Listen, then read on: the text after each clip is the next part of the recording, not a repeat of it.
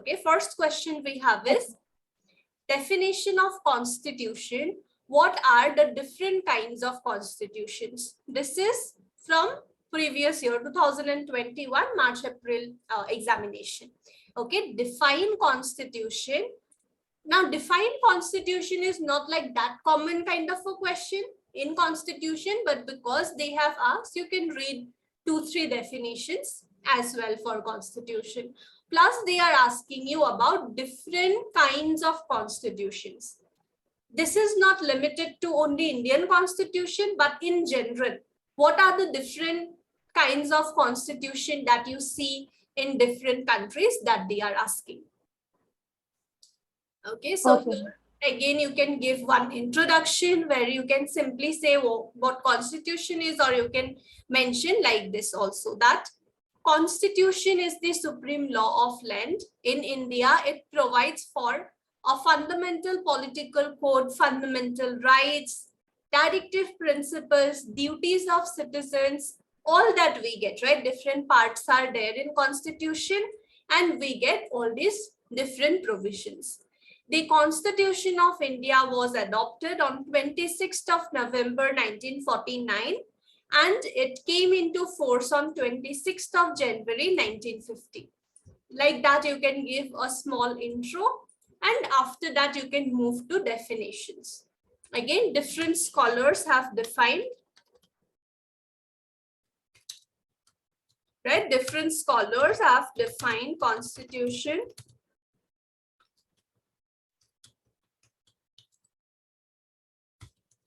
in different ways. So you can provide some examples. Below mentioned are some of the definitions of constitution. So Aristotle has defined constitution as a constitution is the way of life of citizen body. So when you talk about Indian constitution also, it gives us a fair idea on what all our rights are, what all are the guidelines for government, how they should function, what will be our duties, how the government would function, how we will elect our representatives. Everything is mentioned in the constitution. So it is nothing but a way of life. It gives us a fair idea on how we would function as members of the society, right? That kind of a definition was given. Another definition we have will say constitution is the collection of principles according to which the powers of the government, the rights of the governed and relation between the two are adjusted. What would be the powers that government is having? Is that power absolute? Is that power limited? We get an idea from constitution. In case of India, powers of government is not limited. There are certain restrictions on that also. Plus, it also talks about rights of governed, as in rights of the people who have been governed, rights of common citizens of India, and the relation between the two. How are we related to the government? We would elect our representatives, they would form the government, they would perform their functions, right? How are we related? Those things are mentioned in constitution, and same we get to see in Constitution of India also when we look at different articles of constitution. Like that, you can provide some definition and then you can move to types of constitution. Right, there are different types of constitutions that we see in the world, and following are some of the most important types of constitutions. Like written constitution. So what is a written constitution?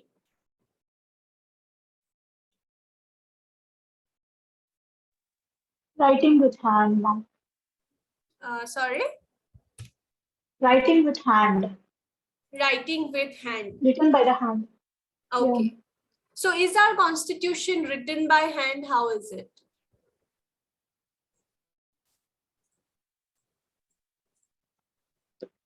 when we say written constitution, right, it means that it might not be written by hand also. It's anyways, okay, written as in something you have collected, okay, everything is like there in a document.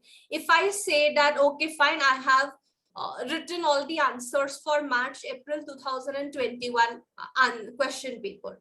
It might not be that I have written it with my hand, but even if I have prepared this Google document and I have written all the answers, that is also nothing but written, right? So what I can say is I have written all the answers for March and April 2021 question paper. That means you would get all the questions in one place. You don't need to refer 5-6 different websites, read 2-3 different books to find out answer for all. I have already written down all the answers. If you want, I can give you that. You can read it from here. That means everything is there in one single thing, right? I have written it, I have prepared it all. Like that, when we say written constitution, what it means is a written constitution means constitution written in the form of a statute. It's not like something is here, something is there, something you need to refer a case law. No, everything is properly given. Have you seen the barrack for constitution? No, ma'am. You have not seen? No, ma'am. Let me show you. So take for example, when I say constitution, okay, if I say constitution, this is written, that is written. And if you ask me, where is it all written? All of these is written in a statute book. So this is how constitution looks like. Okay, and when we say written constitution, that means everything you will get in this 402 pages document. Everything is written here. You don't need to refer any other website, any other book, any other thing. Everything is given in this 402 pages document. That means written. Okay. So if you look at this, it is having different parts, articles, preamble, all that stuff. That means everything what is included in constitution, you get it in a written form, in the form of a statute, in the form of a rule book, in the form of an act, you get it on. It is a consciously framed and enacted constitution. It's not like it just happened with time. It was consciously framed. There was a constituent assembly that was framed only for the purpose of drafting the constitution. That we need a constitution. To prepare the constitution, a special body was framed. They were assigned tasks. They performed their task. A draft report was prepared. Finally, it was accepted. Okay, that means it is not something that just happened with time, but it is something which is consciously framed and enacted.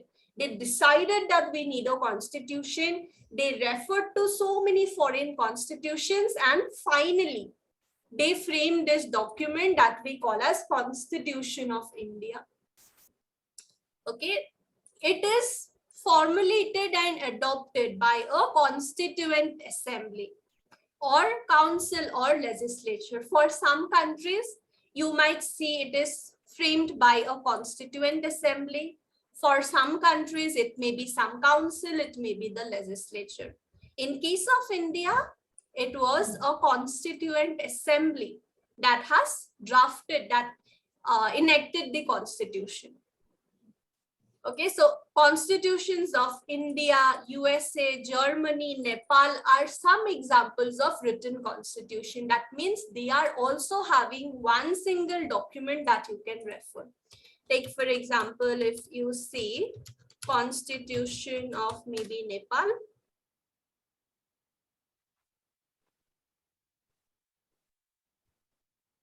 See, this is how you get everything.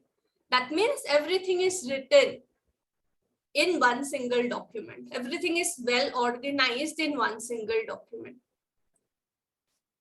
Right? But if you see Constitution of UK.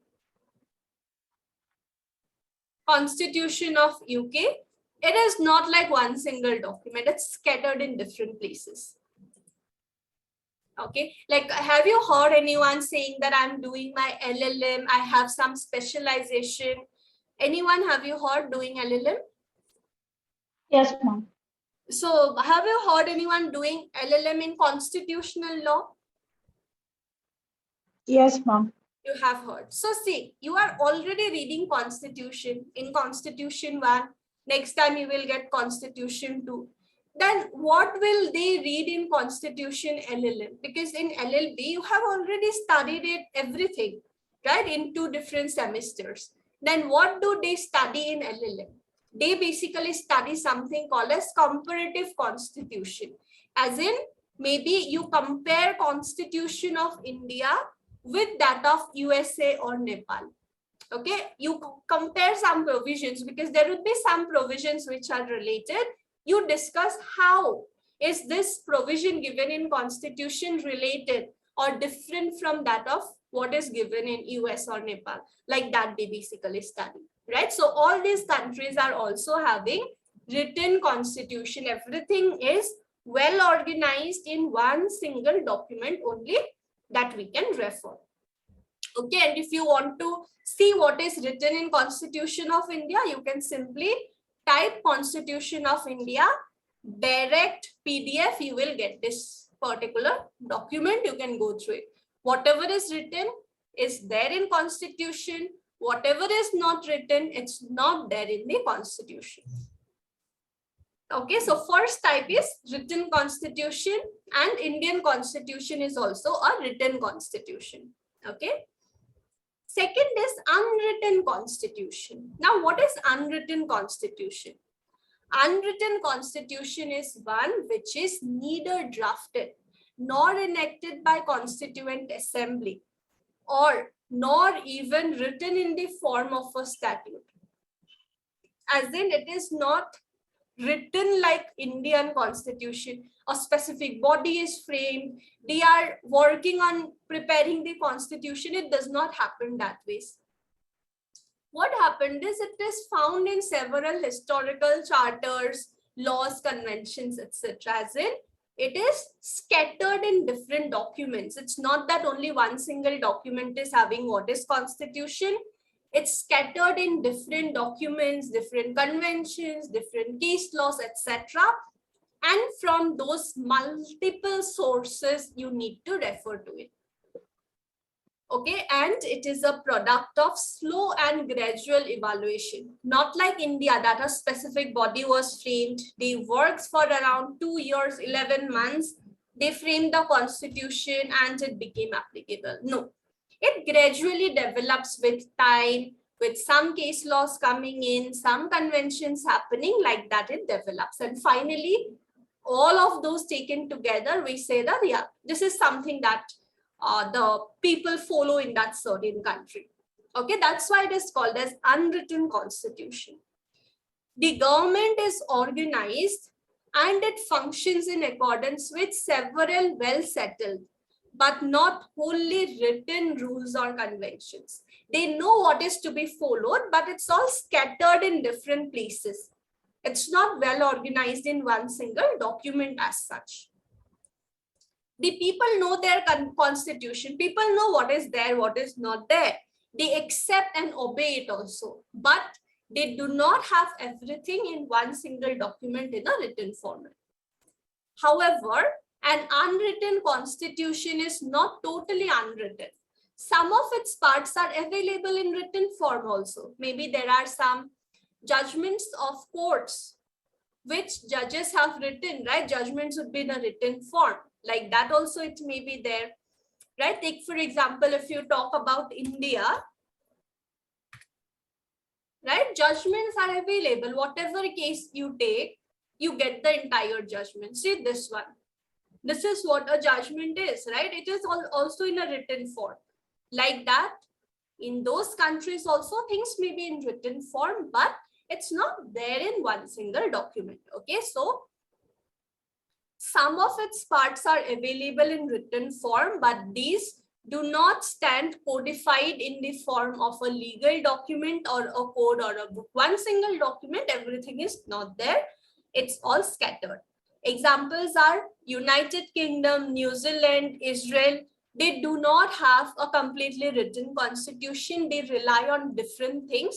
And that's how it becomes applicable. Okay, like last time we studied torts, right? Law of torts. In case of torts, we don't have a statute as such. Like in case of constitution, I can show you. This is constitution.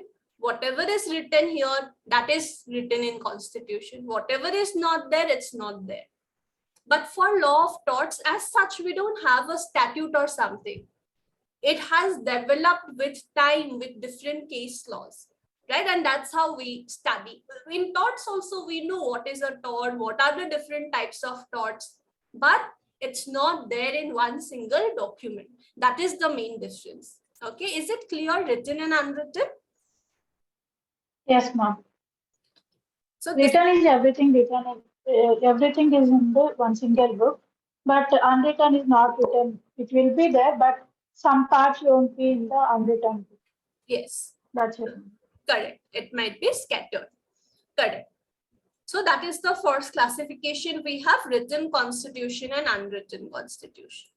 Next classification that we have is a flexible and written constitution. Can you tell me whether Indian constitution is flexible or rigid? It is flexible, ma'am. It is flexible. Okay. So what is this flexible and rigidity all about? Any idea? Have you come across this?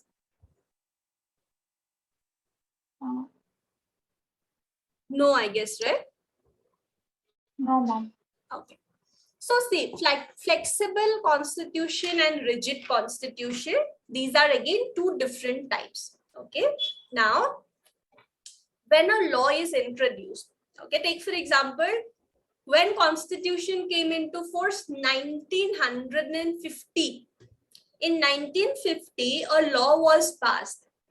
And from 1950 to 2022, we have changed so much as a society, right? So it's definitely not possible that some law which was framed in 1950, that law will be valid, that law would be like up to date as of now. We need to make some changes, right? Amendments are needed, because that law might not be sufficient to deal with a certain situation, or maybe some new problems are coming, that law might be having some issues, right? So whenever a law is framed, we do keep a provision to make changes in it, because law develops with the society. With time, we need to make changes in laws as well. Okay, so when a constitution is introduced, in constitution also, we have a provision relating to amendment. As in, this is constitution which is framed in 1950. But with time, you may need to make some changes. For that, amendment provision will be there. You can make some changes in the constitution, but you need to follow some rules and regulations for that. By following the proper process, you can make changes even to the constitution. Okay, and when we say you need to follow some process, is that process very flexible? Is it like very easy to follow, or is it very rigid? Is it very difficult to follow that process? What is it? Depending on that, we have two different classifications. Is it very easy to make changes in the constitution, or is it very difficult to make changes in constitution? Based on that, we have these two different classifications. Okay, when you talk about Indian constitution, it is neither a flexible constitution nor a rigid constitution. Indian constitution is a combination of both flexibility and rigidity.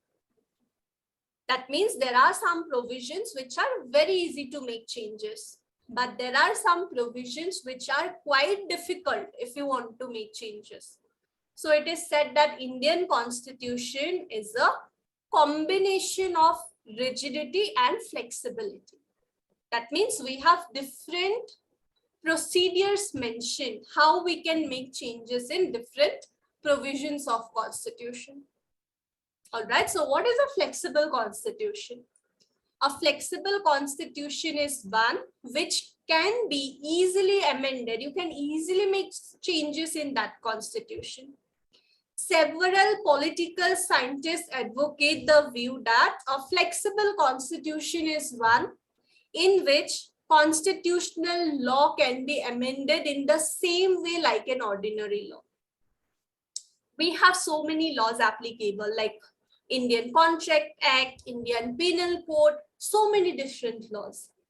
But in India, what we consider is Constitution is supreme law of the land. Constitution is on top. All the other laws come after that. Constitution is supreme. All the other laws are coming after that. That is why for Constitution, we have different provisions. But there are some countries wherein for Constitution also same provision to make some changes. For other laws, ordinary laws that are applicable, right? Like contract and all that. For that also same process we need to follow. Okay, so this is nothing but flexible. Same process you can follow for Constitution also, for other legislation also. That means it's very easy to make some changes in Constitution. Right? Constitutional amendments are passed in the same manner by which an ordinary law is passed. Just like how you would make changes in Indian Contract Act, same ways you can make changes in Constitution also. That means it is flexible, very easy to make some changes. The amending provisions as given in Constitution of India, it is given under Article 368. Okay, Article 368. And these amending provisions that are mentioned in Article 368 is what? It is a combination of rigidity and flexibility. It is not very easy, not very difficult combination of both. British Constitution and Constitution of Israel, they are flexible. It easily you can make changes there. Okay, this is what is a flexible constitution, where if you want to make changes in any provision of Constitution, it is very easy to make those changes. Okay, is it clear? Yes, ma'am. Now, when we talk about rigid constitution, that means it is very difficult. If you want to make some changes, it's very difficult. So rigid constitution is one which cannot be easily amended. You cannot make changes just like that. Its method of amendment is very difficult. For amending it, legislature has to pass an amendment bill by a specific, usually big majority of 2/3 or 3/4 members. Like in parliament, we have different houses. Like that, in one house, how many members are there? If there are 300 members, 200, right? 2/3, as in out of 300, 200 should be in support of that bill. Then only you can pass it. Or 3/4. If there are 200 members, 175 members need to accept it. That means more people should be in favor of that amendment, which makes it very difficult. Okay, different countries are having their different processes. Like that, you need to make some changes. That is considered as rigid constitution. For passing or amending any ordinary law, the legislature usually passes the law by simple majority of its members, as in half of its members. If there are 100 members, 50 are approving also means fine. But in case of constitution, more number of people should be in favor of that change, and which is difficult to attain. That is why we say rigid constitution. A rigid constitution is considered to be the most fundamental law of the land. It is regarded as the basic will of sovereign people. That is why it can be amended only by a special procedure requiring the passing of amendment proposal by big majority. It is said that whatever is written in constitution, that is like very important for us. It is very much important. So You cannot make changes just like that. Process is very difficult. Okay, and countries like USA, Australia, Switzerland, they are examples of rigid constitution.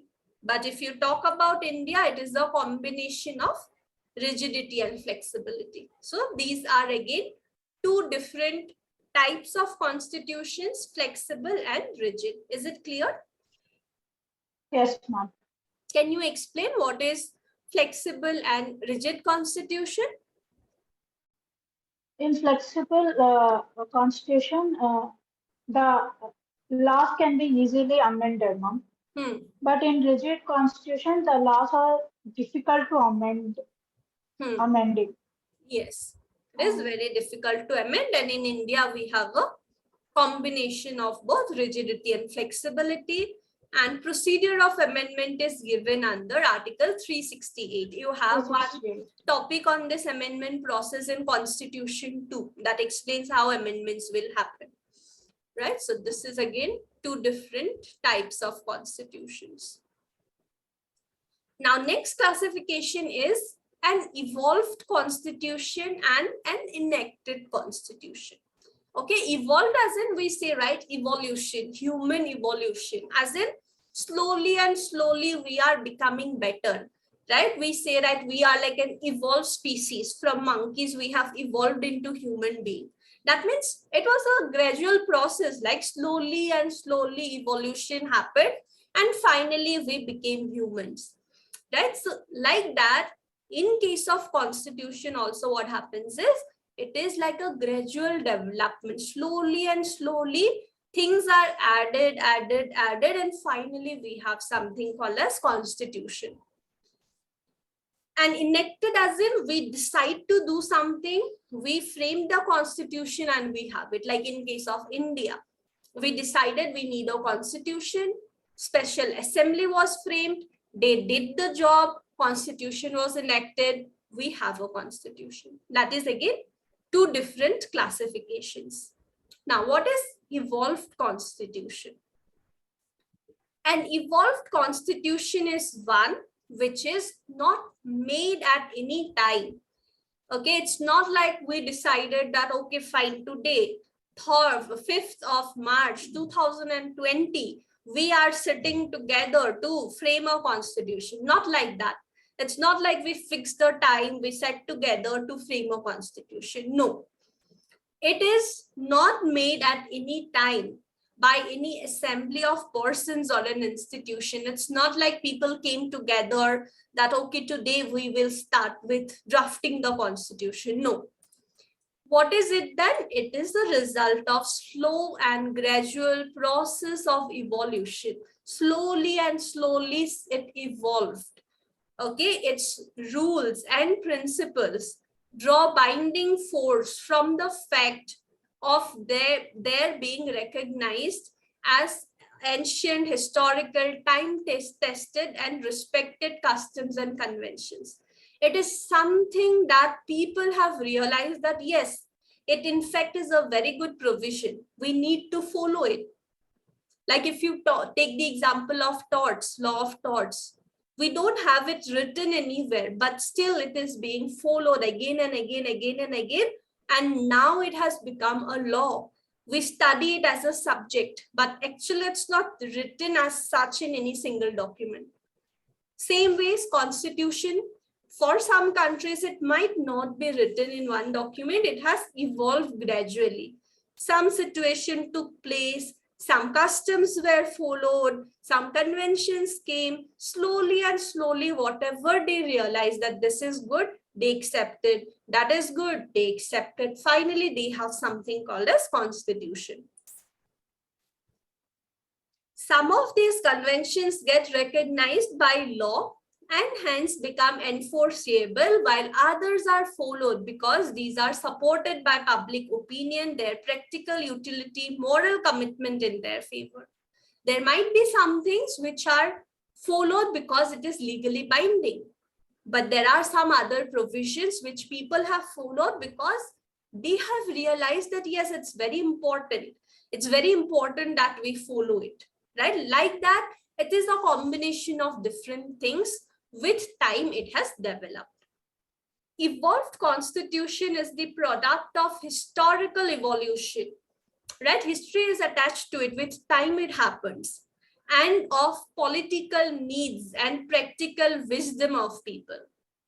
Constitution of Great Britain presents a key example of evolved constitution. There they have taken here and there 1-2 provisions, and finally they have something called as constitution. Okay, but what is an enacted constitution? Enacted constitution is a man-made constitution. Consciously it is framed. It's not like with time it just happened. No, it is decided, it is planned, and it is then framed. It is made, enacted, and adopted by a constituent assembly or council, which may be called as constituent assembly or constitutional council. In India, we call constituent assembly frame the constitution. Okay, it is duly passed after a thorough discussion over its objectives. People are given time that you raise your objections if you have any. If you have any suggestions, you give that to us. We will discuss all of that and we will finally accept it. It is written in the form of a book or series of documents, or in a systematic or formal manner, like we see in case of Indian Constitution. It's written in such a well-organized way. The constitutions of India, USA, Japan, China, and most of the other states are having enacted constitution, which is framed consciously and it is made applicable. Okay, is this part clear? Yes, ma'am. Can you explain it? Evolved and enacted constitution? Evolved constitution is nothing but it is slowly evolved. Evolution has happened, ma'am. Like some information is good that will be collected and taken into the consideration. That is called evaluation constitution. Enacted is made by the man. Yes, correct. So these are different types of constitutions that we see in different countries. Then you can give a conclusion that there are different countries, different constitutions are prevailing, and many factors are dependent on it, like whether it was enacted, it was evolved with time. Different constitutions are having their own merits and demerits also. And Constitution of India is like a perfect blend of features like rigidity and flexibility. Because if it is rigid, means even if there is some problem in the constitution, you cannot make changes. If it is flexible, means you can make any changes that you feel like. But when it is a combination of both, then it serves the purpose, right? Like that, you can give a conclusion.